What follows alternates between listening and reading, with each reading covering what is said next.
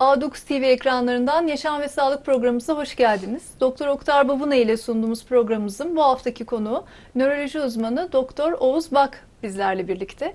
Kendisiyle bu hafta uyku apnesi, migren, vertigo baş dönmeleri ve çeşitli nörolojik rahatsızlıklar hakkında sohbetimiz olacak. Hoş geldiniz programımıza Oğuz Bey. Teşekkür ederim. Hoş geldiniz. İlk isterseniz uyku apnesiyle başlayabiliriz. Evet. Toplumumuzda sık görülen ve ciddi sağlık sorunlarına sebep olabilen bir hastalık uyku apnesi ve tedavisi var, evet. mevcut ve tedavi edilebildiğinde olumlu sonuçlar alınabilen bir hastalık. Kısaca uyku apnesinde uykuda solunum durması gibi biliyoruz. Evet. Ama tabii çok daha detayları vardır. Biraz bahsedebilir misiniz? Tabii şu anda hani tıp dünyasında bir diyabet kadar, kardiyovasküler hastalıklar kadar yer kaplayan, önemli riskleri olan, ciddi sorunlar, sonuçlar doğuran bir rahatsızlık. Tabii en büyük bulgusu horlama. Evet. Horlamanın altında biz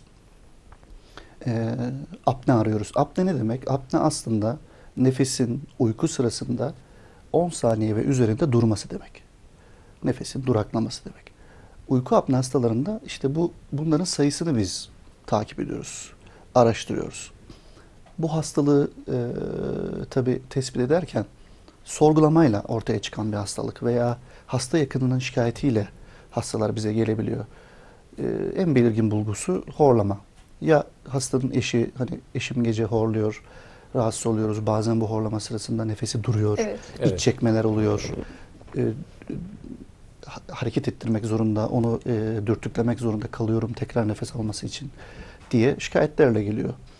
Daha bilinçli hastalarımız ben hem gece horluyorum, hem kilo alıyorum, hem gündüz uyku basmalarım oluyor. İşte araba kullanırken mesela bazı trafik kazaları, işte şoför uyudu, araba kaza yaptı. Çoğunluğunda uyku apne hastalığı var. İşte yemek yiyorum öğlenleri ya da böyle ikindi vakti dayanılmaz bir uyku çöküyor bana. Evet. Uyku apnesinin belirtileri bunlar. Çünkü gece beyin dinlenmediği için sürekli apnelere, nefes duraklamalarına girdiği için gündüzün hasta uykululuk hali yaşıyor. Yine minimum semptomlar var. Hastanın kilo alması, durdurulamayan bir hani diyet yapıyorum, spor yapıyorum veya hiç yemediğim halde sürekli kilo alıyorum. Bizi hemen uyarıyor yani acaba horlamanız var mı, uyku apneniz var mı diye. Veya genç yaştayım ama tansiyonum yükseliyor. Kilo alıyorum, tansiyonum yükseliyor, diyabetim çıkmaya başladı. Hemen horlamayı, uyku apneyi sorguluyoruz. Bunlar bizim için emareler. Veya unutkan olmaya başladım, dikkat dağınıklığım başladı, çabuk sinirleniyorum, öfkeleniyorum, psikolojim bozuldu, davranış bozukluklarım var. İşimde, gücümde performans azlığı var diye veya yakınlarının ifadesi veya hastanın kendi ifadesiyle böyle semptomlarla bize geliyorlar.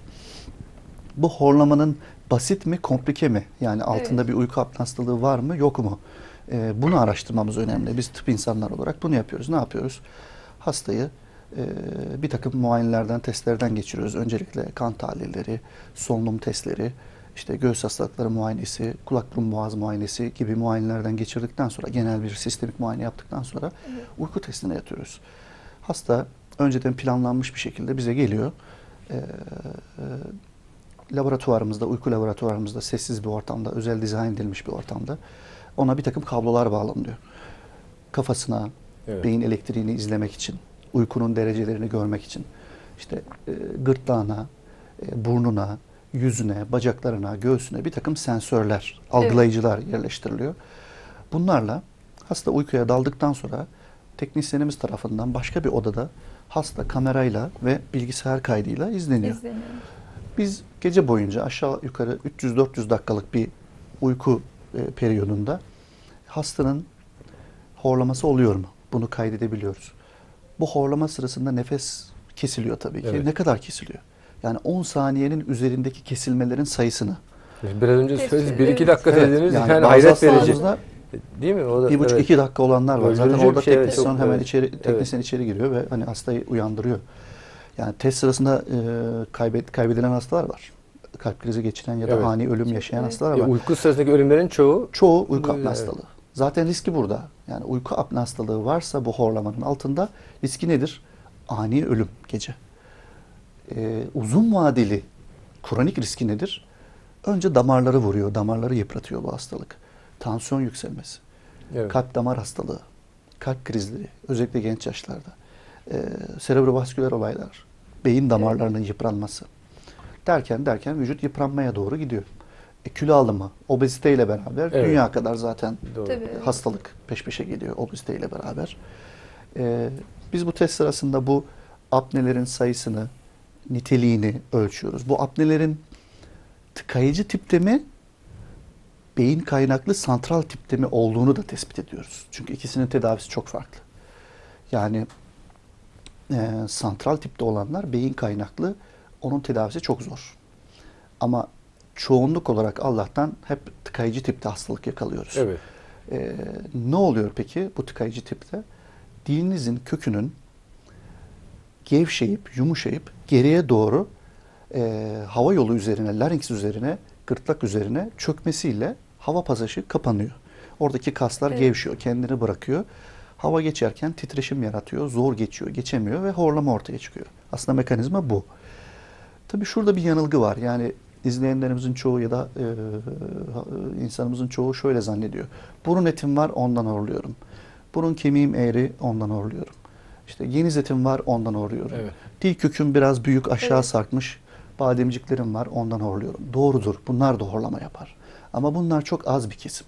Yani %10, %20'lik diyelim, kabaca söylüyorum. Bunlar bilimsel oranlar değil ama pratik olarak söylüyorum. %10'luk, %20'lik kesimde bu üst solunum yoluyla ilgili sorunlar var ve bunlar basit horlama çıkıyor testte ve bir ameliyatla, kulak burun boğaz ameliyatla bunların hepsi düzeltilip tedavi olabilir. Evet. Ama bizim konuştuğumuz uyku apne çok ciddi bir mesele ve dil köküyle ilgili, daha aşağıdaki kısımlarla ilgili ve tedavisinde SPAP cihazı dediğimiz hava yoluna pozitif basınç yaratan bir cihazla uyuyorlar.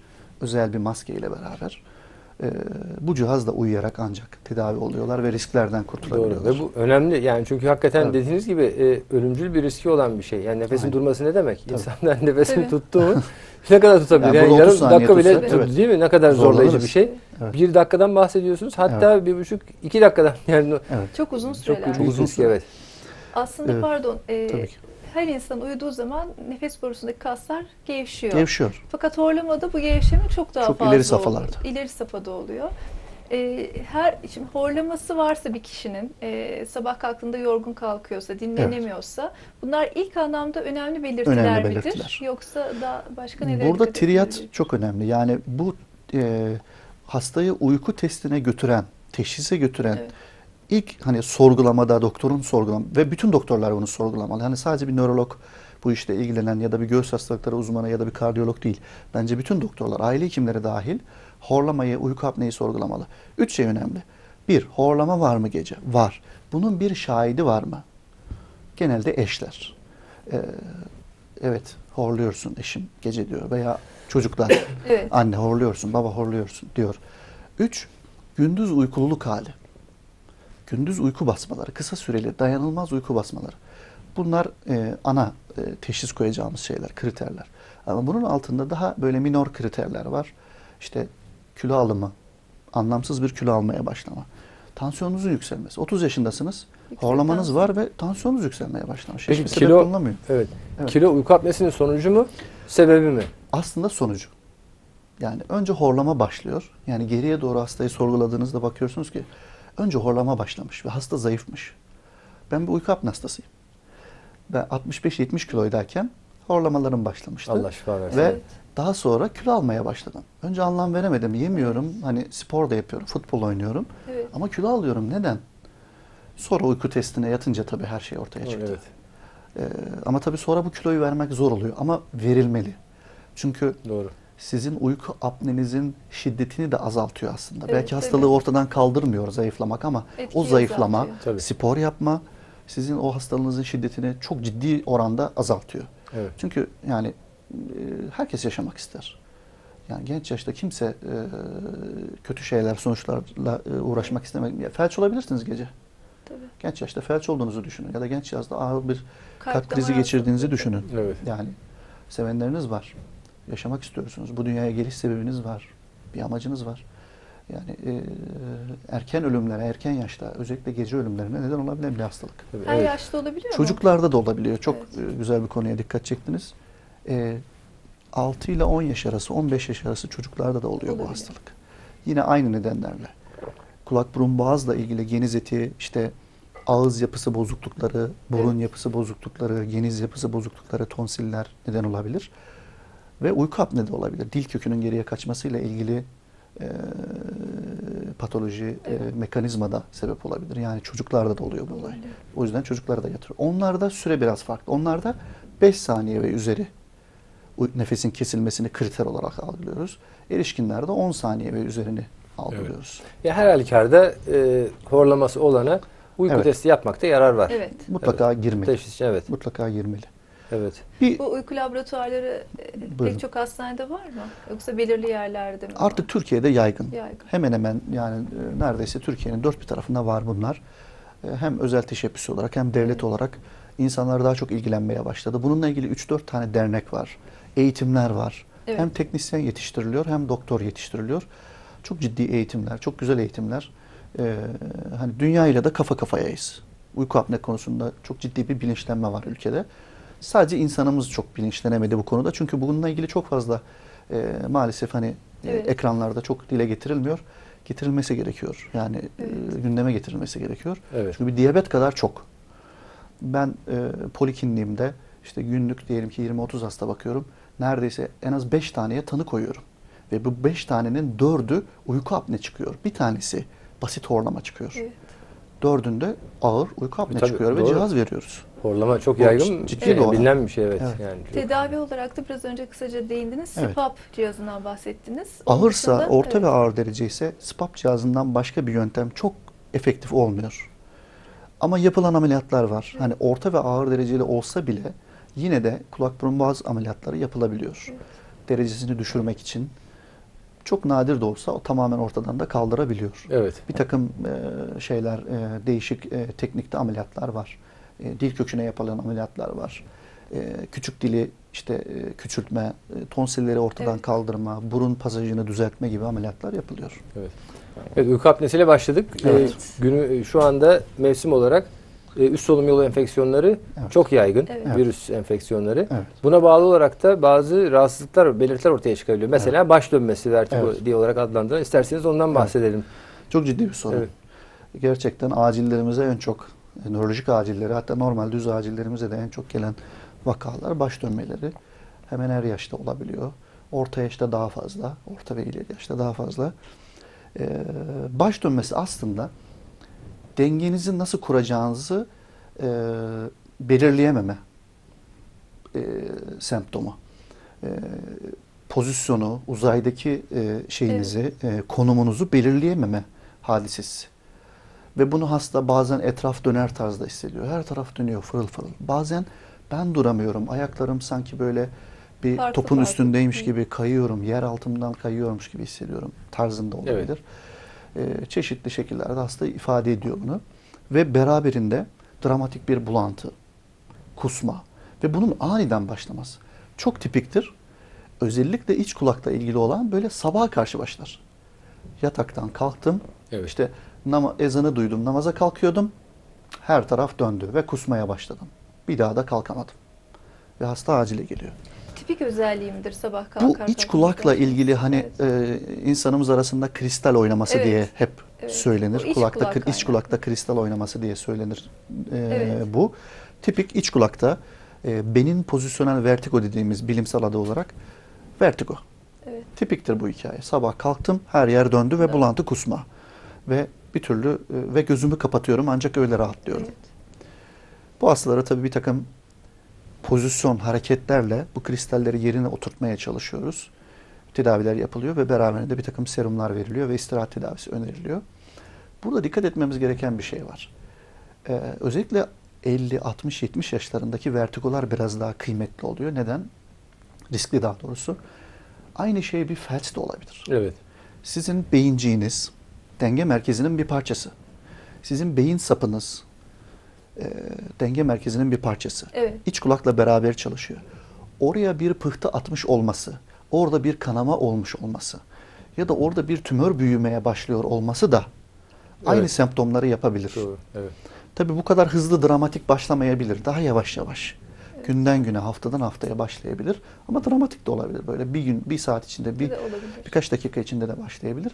Burada önemli olan beyni bir muayene edip, beyni bir görüntülemeden geçirip böyle şeyler var mı? Evet. Hani biz iç kulakta tedavi yapıyoruz ama acaba beyincik ne durumda, beyin sapı ne durumda, bunu bir gözden geçirmek lazım. O yüzden mutlaka bir nörolojik muayeneden ve beraberinde bir kulak burun boğaz muayenesinden geçmek gerekiyor. Yani hem beyincikten kaynaklanan vertigolar var hem iç kulaktan. İç kulak. Ama, Ama beyincikten çoğunluk- kaynaklanan daha riskli. Daha riskli ama daha çoğunlukla nadir. İç kulaktan kaynaklı. Çoğunlukla iç kulak. Evet. Yani toplumda gördüğümüz acillere en çok gelenler %90 iç kulak kaynaklı. Evet.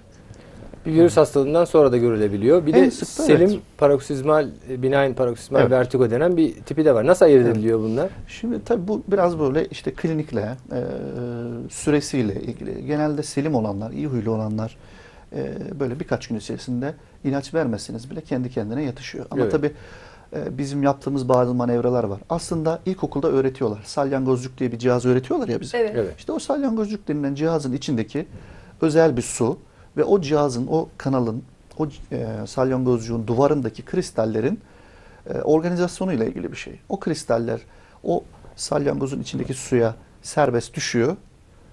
Bir geçirdiğiniz bir stres. Stres çok önemli bir faktör. Evet. Pek Evet. dile getirilmiyor ama ağır bir stres, üzüntü, yorgunluk, işte ev işi yapma veya işte bir tarafta çalışma, bir yoğun iş hayatı veya geçirdiğiniz bir grip hastalığı veya geçirdiğiniz bir ishal, yaz dönemi de olabilir. Bunu tetikliyor. Hemen bu kristaller yerinden oynuyor. Suyun içine düşüyor, o kanalların içindeki suyun içine düşüyor ve serbest yüzmeye başlıyor. O kristaller bizim pozisyonumuzu algılayan kristaller. Evet. Suyun içinde serbest yüzen bir duba düşünün. Evet. Neredeyim ben? Pozisyonumu algılayamıyorum bir türlü.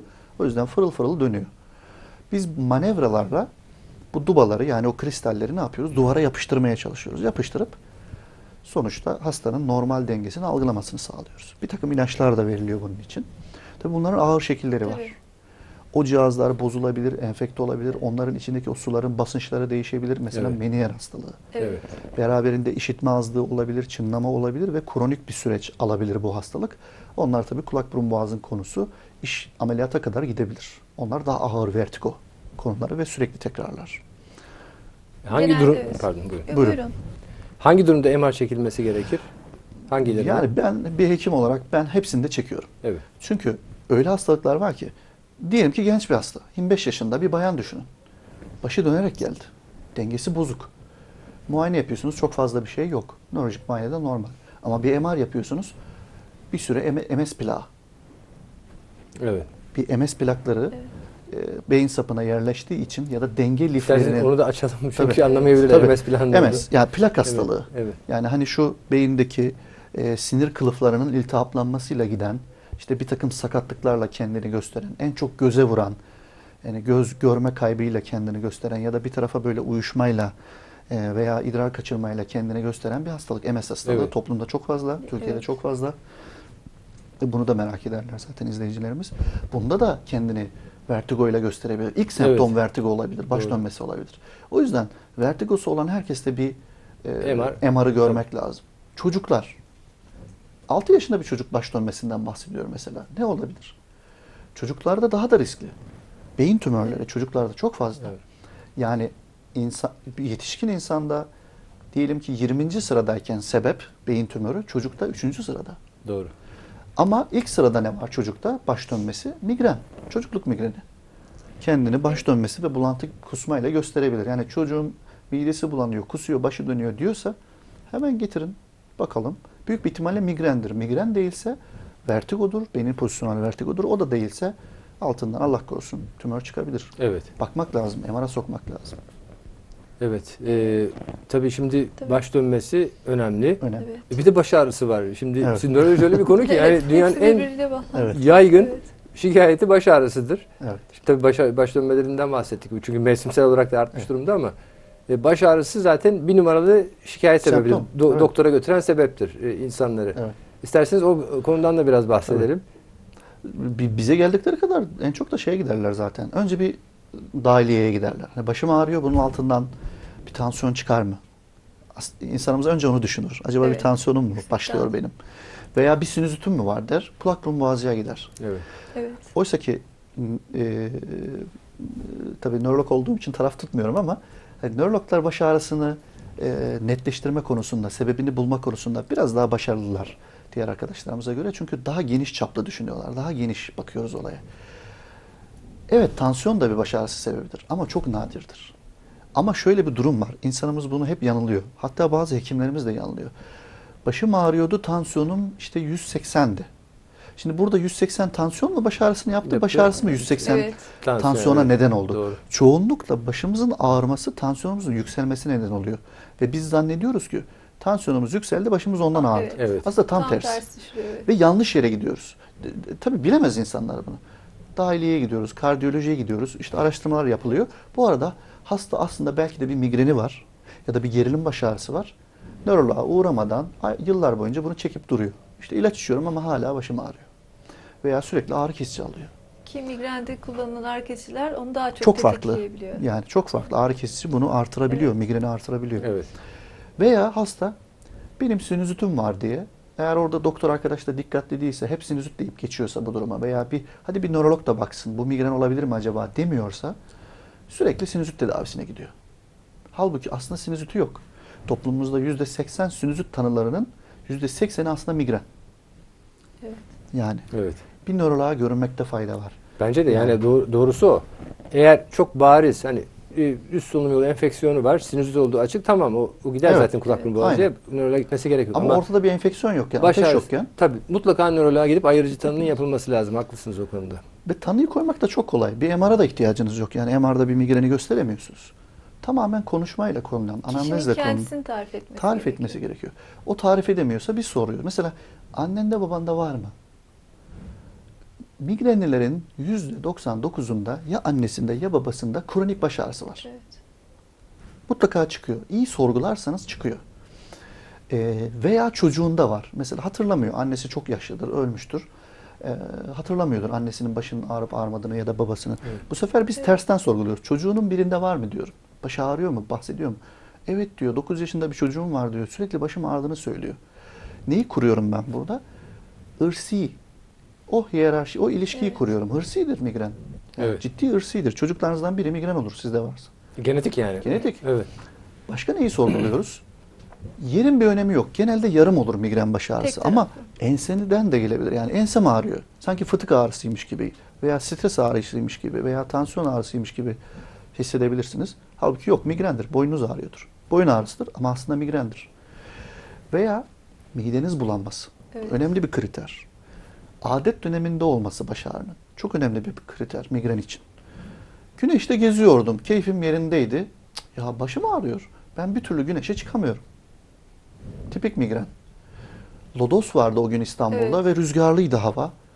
Ben her lodosta, her rüzgarlı havada başım ağrıyor İstanbul'da. Tipik migren.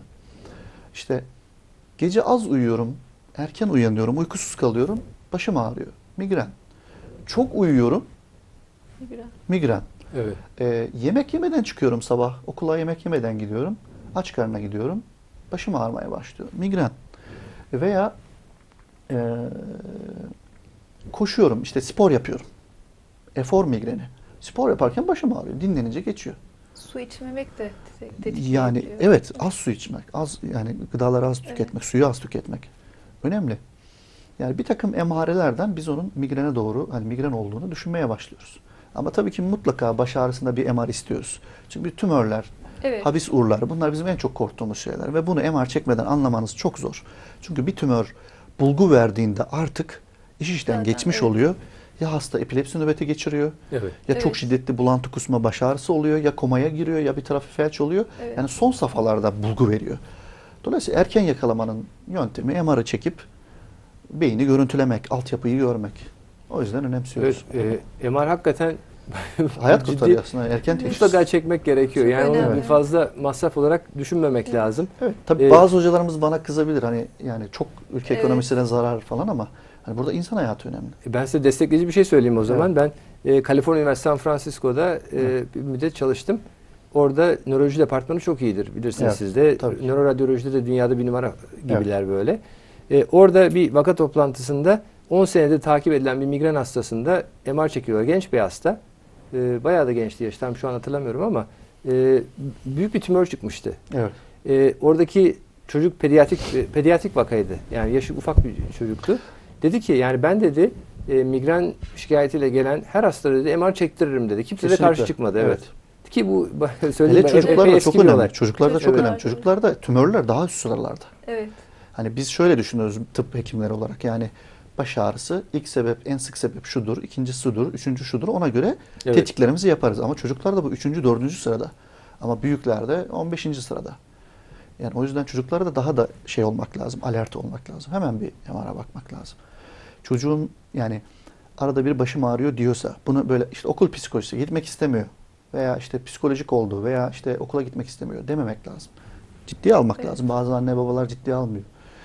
Çocuklarda migren bir de hiç baş ağrısı olmadan da olabilir. Onu- Sadece evet. bulantı kusma atağıyla gelebilir. Vertigo atağıyla gelebilir. Hiç baş ağrısı yok. Evet. Tek başına vertigo, tek başına bulantı kusma. Böyle de olabilir. Çocukluk migreni, baziler migren. Evet. Erişkinde de olabilir böyle.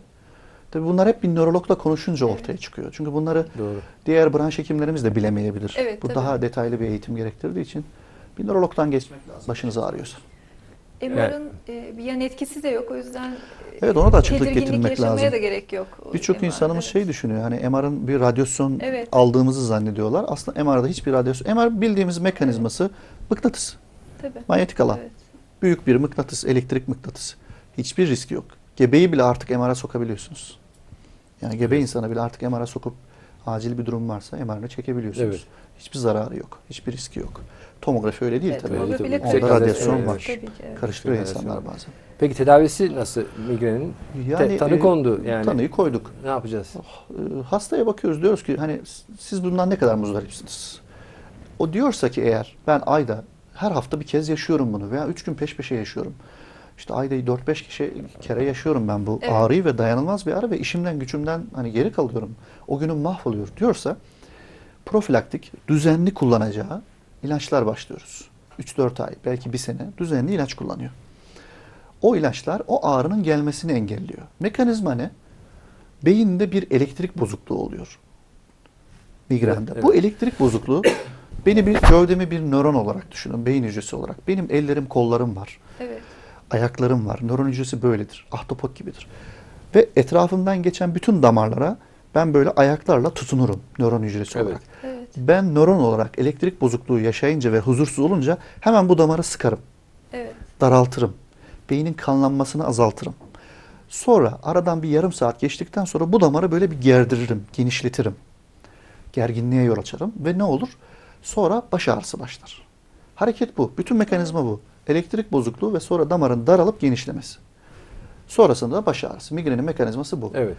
İşte biz bu nörondaki huzursuzluğu, elektrik bozukluğunu epilepsi ilaçlarıyla profilaktik olarak vererek düşük dozlarda günlük kullandırarak hastaya baş ağrısının gelmesini önlüyoruz. Elektriğin bozukluğunu önleyerek Evet. ağrının gelmesini önlemiş oluyoruz. Hasta rahat ediyor. Gerçi biraz sonra geleceğiz epilepsi konusuna. O zaman epilepsi ile migren arasında yani ikisinde de elektriksel Biraz benziyor bozukluk var mekanizma. ama birisinde Evet. hücrelerini birebir etkiliyor galiba.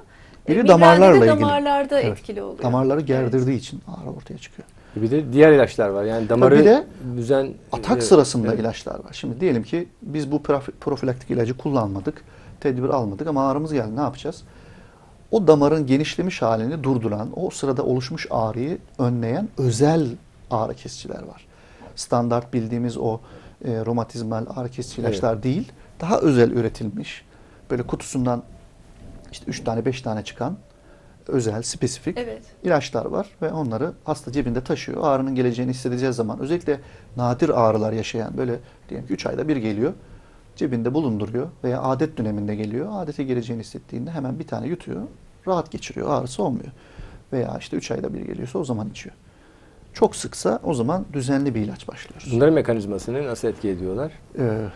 Diye şeyler mi? Bu ağrı sırasında aldıklarımız Evet. mı? Evet. Tabii bütün olay o damar mekanizması üzerinden. Tabii o damarın daralıp genişlemesi sırasında orada küçük bir inflamasyon da oluyor. Evet. İnflamasyon dediğimiz vücudun bağışıklık sisteminin kendi dokularına saldırması. Evet. Zaten o saldırmayla orada ağrı yapıcı, ağrı hissettirici endorfin denen bazı maddeler salınıyor. O maddeler bizim ağrıyı algılamamızı sağlıyor. İşte o ilaçlar onları engelliyor.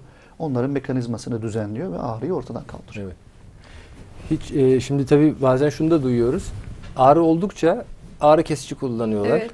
Ağrı kesici kullandıkça ağrı Ağrı oluyor. artıyor, evet. Kısır döngü böyle çok Analjezik içinden baş çözülmez. ağrısı. Evet, Evet. çok zor bir duruma geliniyor. Evet, çok Evet. önemli bir konuya değindiniz. Ağrı kesici baş ağrısı. Hep yanlış uygulama. İnsanımız doktorculuk oynamayı çok seviyor.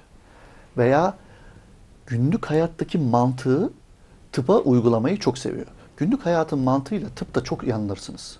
Yani teşhis koymakta yanılırsınız. Tedavi etmekte yanılırsınız. O yüzden diyoruz ki her zaman hekime danışın. Yani eczacıya bile değil ya da paramediklere bile değil, mutlaka hekime danışın. Çünkü tıp dünyasının mantığı normal sosyal hayatın mantığından çok farklı. İşte az önceki mesele. Ağrım var, artıyor, o zaman biraz daha fazla ağrı kesici alayım. Evet. Burada nedir? Daha fazla ağrı kesicinin onun keseceğini Evet. zannediyoruz. Mantık bu. Ama yanlış. Tam tersine ağrıyı daha da kronikleştiriyorsunuz. Status migrenus dediğimiz bir durum var. Mesela migren ağrısını böyle günlerce sürecek hale getirebilirsiniz Evet. üst üste ağrı kesici Doğru. alarak. Evet. O zaman acillik olursunuz. Hatta 3-4 Evet. gün hastanede yatarsınız. Evet. Serumlarla ancak Evet. rahatlayabilirsiniz. O yüzden ağrı kesiciyi böyle ezbere kullanmamak lazım. Tabii. Yani Her taraf hekim dolu. Çok Evet. kolay ulaşılabiliyor artık özelde, devlette. Bir hekime ulaşmak çok basit, çok kolay. Kronik migren hastalarının koruyucu tedavi uygulamaları o zaman çok daha mantıklı Tabii daha olmuş. mantıklı. Evet. Yani o sıkıntıları yaşamaktansa. belki de kökten tabii çözülecek ileride. Şimdi Evet. genetik özelliğinden Bulun- bahsettiniz. Evet. Tam mekanizması böyle ortaya Belki çıktığında geri bulunursa, genetik belki tabii genetik Mekanizma mühendisliğiyle çok ortaya dökülmüş. Evet. Yani Evet. çok belirlenmiş artık mekanizması ama tamamen silip atacak bir yöntem yok. Paramedik şeyler de var. Yani bir akupunktur, işte mesela bir hacamat veya bazı bitkisel tedaviler.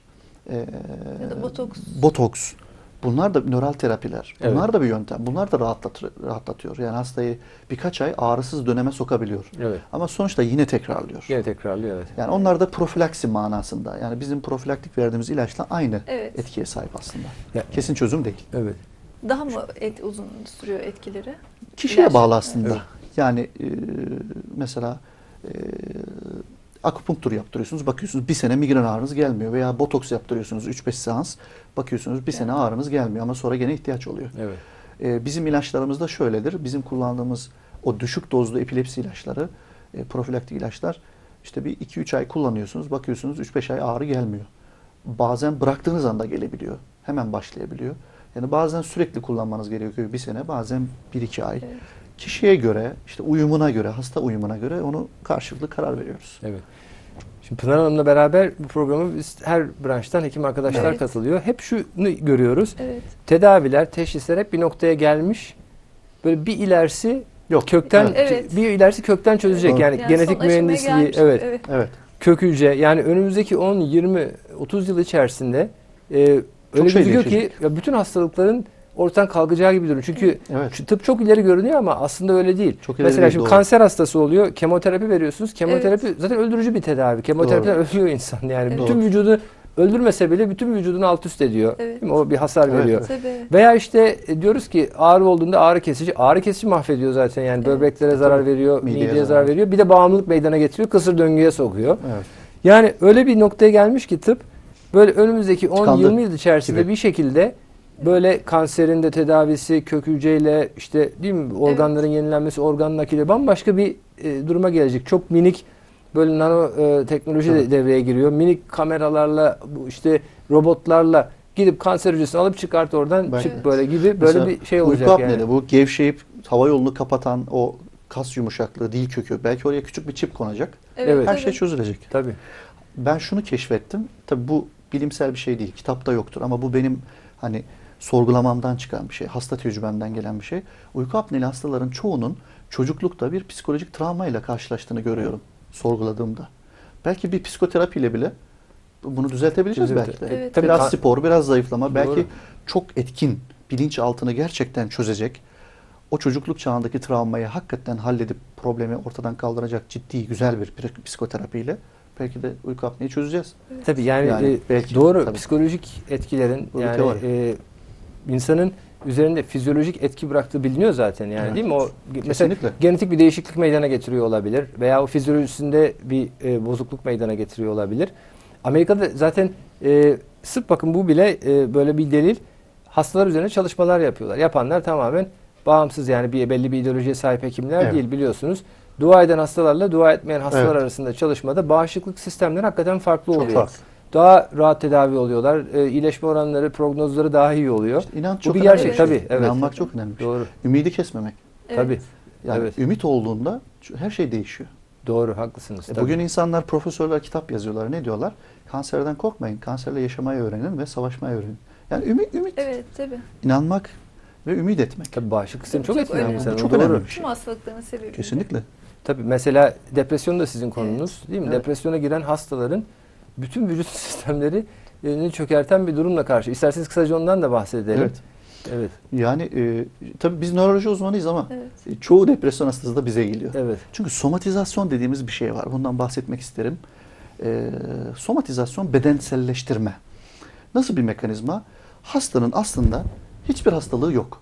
MR'a girmiş, check-up'lardan geçmiş, kalp doktoruna muayene olmuş, dahiliye doktoruna muayene olmuş. Her yerden muayene olmuş. Her yerde tahlil tetkik yaptırmış. Böyle dosyayla geliyor. Ama diyor ki doktorum benim şuram uyuşuyor. Ben bu hastalarda tahlillerini inceliyorum. Gerek varsa yenilerini yapıyorum ya da eksik olanları yapıyorum. Sonra diyorum ki bakın diyorum sizin ruhunuzda bir hastalık var. Sizin bedeninizde bir sorun yok. Sadece ruhunuz diyor ki ben huzursuzum, hastayım, bir sıkıntım var, bunu çöz. Evet. Evet. Ve sen bunu duymadığın için beden artık bu doğamızda olan, yaratılışımızda olan bir mekanizma. Beden diyor ki ya benim bunu duyurmam Tepki gerekiyor. veriyor, Ne yapayım? Bari adamın şurasını uyuşturayım ki diyor. Bu sefer buna uyuşuyor. Sen zannediyorsun ki ben felç geçiriyorum. Halbuki yok. Bütün tahliller normal. Ve ona inanıyor hasta. Ben felç geçiriyorum. Veya başım ağrıyor diyor. Halbuki ağrmıyor. Ruhu ağrıyor.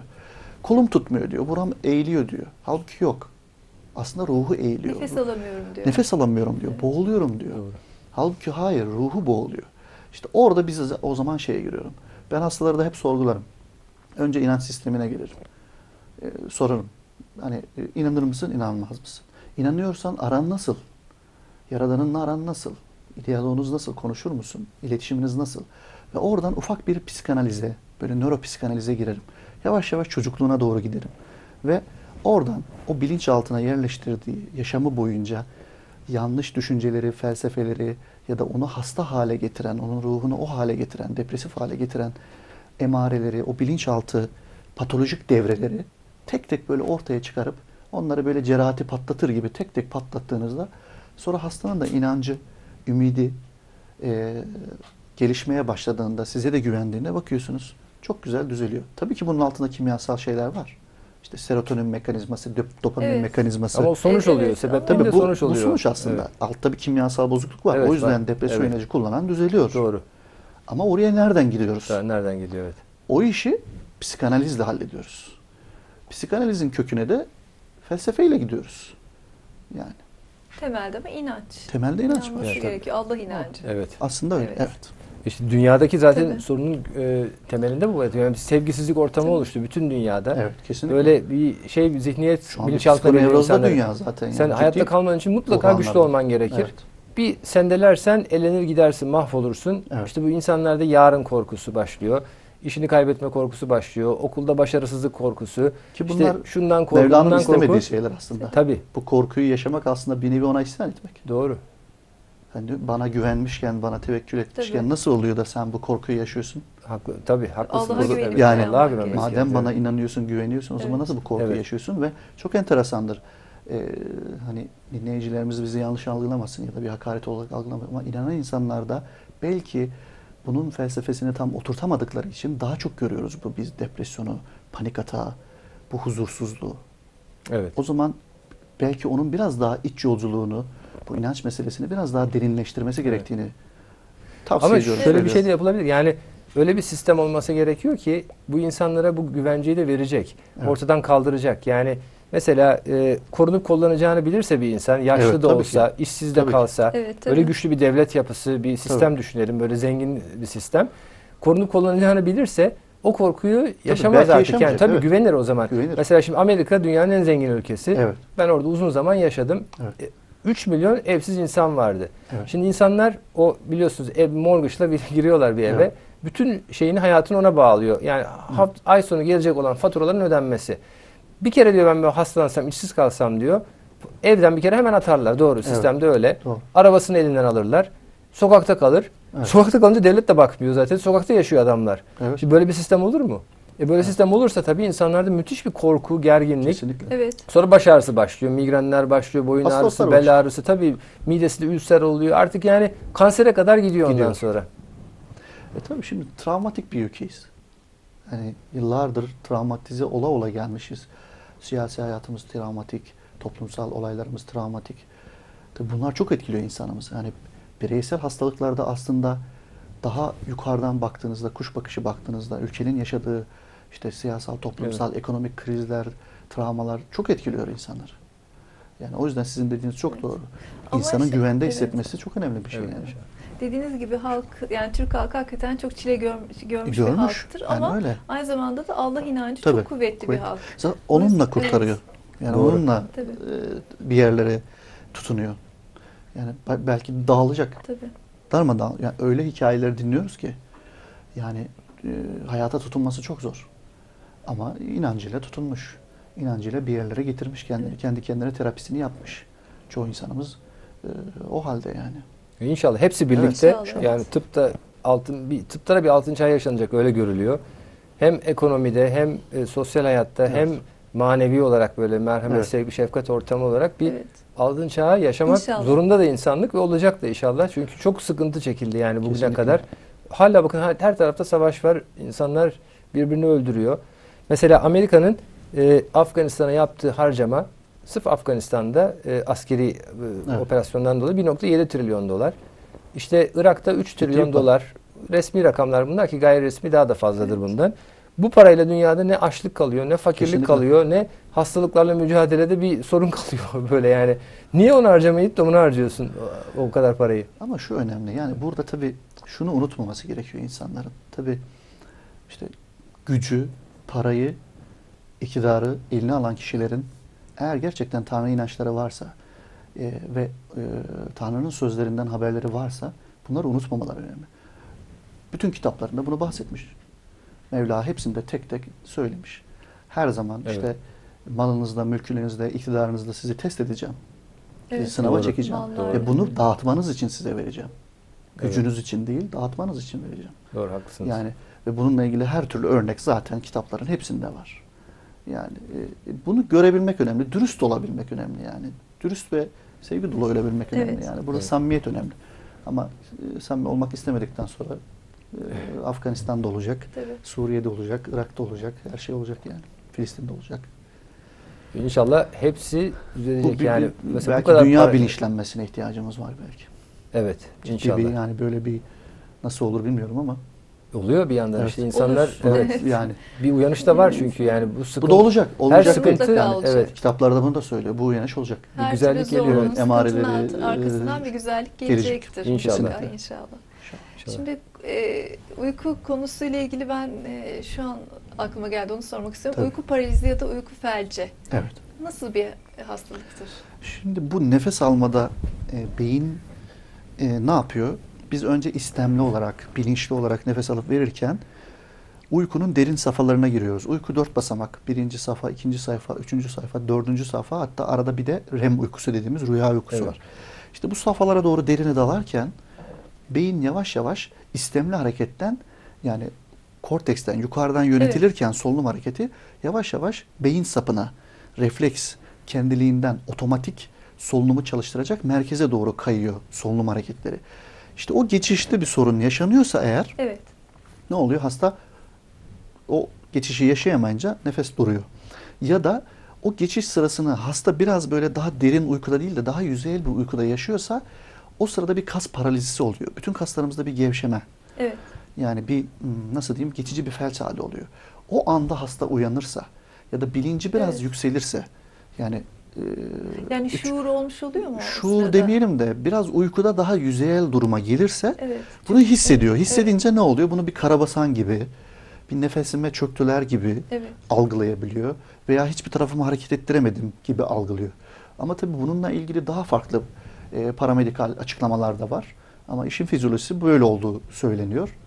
Tabii bunu nasıl inceleriz? Hani gerçeğin Çocukluk yaşlarda mı başlar? çocuklarda ben kendim yaşamış biriyim. Yani çocuklukta Evet. çok yaşardım bunu. Ama her yaşta olabilir. Olabiliyor. Olabilir. Evet. Tedavisi var mı? Pardon. Ee, Tedavisi tabii ki yani Evet. bununla ilgili bir takım çalışmalar var ama böyle %100 bir çözüm yok. Ama şöyle zaten yaşayanlar belki hayatlarında bir kere, iki kere veya 3-5 kere yaşıyorlar. Ama çok yoğun yaşam hakkı Evet, varsa, yoğun, yaşanıyorsa yaşanıyorsa. bir takım ilaçlar geliştirilmeye çalışılıyor. Bununla ilgili çalışmalar var.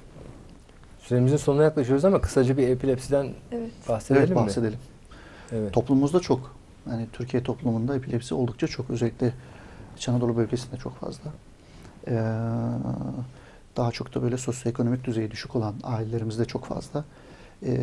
Epilepsi bir elektrik bozukluğu. Nedir bu elektrik bozukluğu? Böyle anlaşılabilecek bir dilde anlatmaya çalışıyorum. Aslında bizim böyle bir küre gibi düşünelim nöronlarımızı. Bu kürenin balon düşünelim. Balonun bir duvarı var, değil mi? Bu kürenin bir duvarı var. Bu duvarın dışıyla içi arasında iyon farkı var. Yani ortam farkı var. Evet. Evet. Ve bu dışla iç arasındaki ortam farkını dengeleyen bu duvar üzerinde bazı pompalar var. Özel kanalcıklar var. Bu kanallar böyle sodyum, potasyum, kalsiyum dediğimiz tuzları normal sofra tuzuyla aldığımız, suyla aldığımız bunlar moleküller böyle bir dışarı bir içeri karşılıklı olarak veya aynı yönde, zıt yönde böyle Evet. atıp geri alıyorlar. Evet. Hücrenin içi ile dışı arasındaki elektriksel dengeyi sağlamaya çalışıyorlar. Bu kanallar bozuluyor epilepside. Aslında çoğu Evet. nörolojik hastalıkta bu Evet. kanallar bozuluyor. Ama epilepside özellikle bunlar bozuluyor. O yüzden tıpta bunlara kanalopati deniyor. Evet. Bu kanallardaki bu etkileşim, bu tuzların giriş çıkışı bozulunca hücrenin elektriği de bozuluyor. Sonuçta bir kısa devre oluyor ve birdenbire bir elektrik patlaması ortaya çıkıyor. Sonra hasta kasılıyor, işte Evet. nöbet geçiriyor. Tabii bu en tipik örneği. Kasılma, Evet. bayılma, ağzından köpük gelmesi, dilini ısırma, idrar kaçırma, şuurunu kaybetme. Ama daha basit şeyler de var, epilepsiler de var. Bazen dalabiliyor hasta kısa süreli gibi nöbetler ortaya çıkıyor. Yani ön belirtiler oluyor mu? Çünkü diğer hastalıklardan biraz daha seyri Tabii. farklı olmuş oluyor. Birdenbire ortaya Evet. çıkıyor aslında. Yani bunu kestirmeniz, önden tespit edebilmeniz mümkün değil. Dolayısıyla hele de böyle büyük bir Evet. nöbetle gelirse hasta, aileler, yakınları çok şok oluyorlar. Birdenbire böyle bir tabloyu görmeleri onları Evet. ürkütüyor, korkutuyor. Ama sonuçta tedavisi olan bir şey. %100 tedavisi var.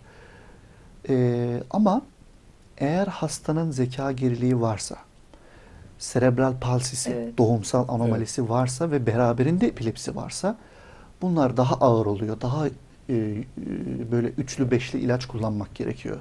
Veya daha ölümcül olabiliyor. Veya doğumda başladıysa, çocuk doğar doğmaz işte bu enzimleriyle ilgili, kanıyla, genetiğiyle ilgili bozukluklar varsa ve bu beyni etkilemişse de epilepsi nöbeti ortaya çıkardıysa o zaman çocukluk yaşlarda hemen komaya girebiliyor, sürekli nöbet geçirebiliyor. Onlar Evet. pek uzun yaşamıyor maalesef. Kaybedebiliyoruz. Ama şununla karıştırmamak lazım. İzleyicilerimiz endişelenmesin. Ateşli havale. Evet. Bu da çocuklarda Evet. oluyor. Bu korkulacak bir şey değil aslında. Çok sık tekrarlıyorsa ilaç kullanıyoruz.